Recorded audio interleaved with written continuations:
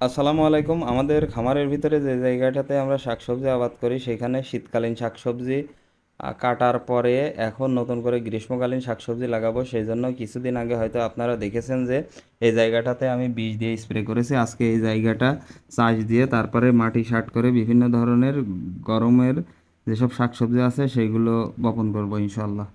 যেহেতু এখন একটা বাংলাদেশের তেলের ক্রাইসিস যাচ্ছে, যার জন্য আসলে এই জমিটুকু চাষ করার জন্য আমার একজনের কাছ থেকে এই 1 লিটার পরিমাণ ডিজেল তেল ম্যানেজ করা লাগছে। তারপরে সকালবেলা করে এই পাওয়ার টিলারওয়ালা এসে এই জমিটা চাষ দিয়ে দেয়। আর জমিটা চাষ দিতে দিতে মোটামুটি 10টা থেকে 11টা বাজে, যার জন্য আমাদের খামারের কাজকর্ম শেষ করে এই কাজে হাত দিতে গিয়ে দেখি যে প্রচণ্ড পরিমাণ রোদ হলেও আসলে কিছু করার নেই, যেহেতু অনেক বেশি গরম পড়ছে, যে কোনো মুহূর্তে বৃষ্টি হতে পারে। আর বৃষ্টি হয়ে গেলে আমাদের এই জায়গার মাটিগুলো আবার এঁটে যাবে, আবার নতুন করে চাষ করা লাগবে। এই জন্যই আর কি রোদ উপেক্ষা করে আমরা আজকে আমাদের এই জমিটার যেসব ঘাস আছে সেইগুলো পরিষ্কার করার পরে সুন্দরভাবে সমান করব। সমান করে তারপরে এইখানে যেই বীজগুলো দেওয়ার দরকার আমরা আজকে দিয়ে শেষ করব।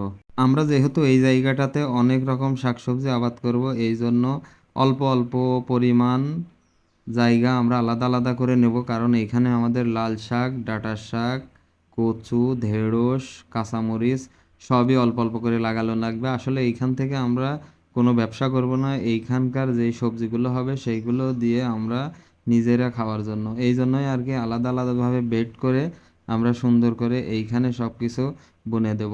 আর এই আজকের দিনে অত্যন্ত রৌদ্রের তাপ, আর এই রৌদ্রের ভিতরে আসলে কাজ করতে গিয়ে আমাকে 2-3 জন হেল্প করছিল। তারপরেও আমরা বেশ কয়েকবার দম নেওয়া লাগছে, কারণ এত পরিমাণ রোদ এই বছরের শুরুতে আসলে একটু অসহনীয়। যেহেতু মাত্র শীত চলে গেছে, শীত যাওয়ার পরে যতটুকু গরম আমাদের শরীরে সহনীয় তার থেকে বেশি পরিমাণ গরম হচ্ছে। তো আমরা একে একে আসলে বীজ বোনার কাজ শুরু করে দিলাম, যে যত দ্রুত সম্ভব আমরা এখানকার কাজকর্ম শেষ করে ছায়ায় যায় আমাদের খামারের বা অন্যান্য কাজগুলো করব। আমাদের এই জায়গাটাতে আসলে শাকসবজি চাষ করে একটা সুবিধা আছে যে এইখানে আমাদের রাসায়নিক বা কোনো ধরনের সার লাগে না। সার না লাগার কারণ হচ্ছে আমাদের এইখানে যেই জায়গাটা আছে এই জায়গার মাটিতে আমাদের হাঁসের এবং মুরগির ঘরের যেই বিষ্ঠাওয়ালা মাটিগুলো হয় সেইগুলো আমরা এইখানে প্রতি বছরই কম বেশি দিয়ে থাকি, যার জন্য এইখানে আসলে অতিরিক্ত উর্বরতার কারণে এখানে অন্য কোনো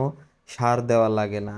আর এই উর্বরতার জন্য আসলে এখানে আমরা যা কিছু লাগাই সেগুলোই অতি দ্রুত বড় হয়ে ভালো ফলন হয়। আর অনেক সময় দেখা যায় যে বেশি উর্বরতার কারণে অনেক গাছ বেশি পরিমাণ বড় হয়ে যায় এবং অনেক বেশি ঝাঁকড়া হয়, যার জন্য ফল কম হয়। তো সবাই আমাদের জন্য দোয়া করবেন। আসসালামু আলাইকুম ওয়া রাহমাতুল্লাহি ওয়া বারাকাতুহু।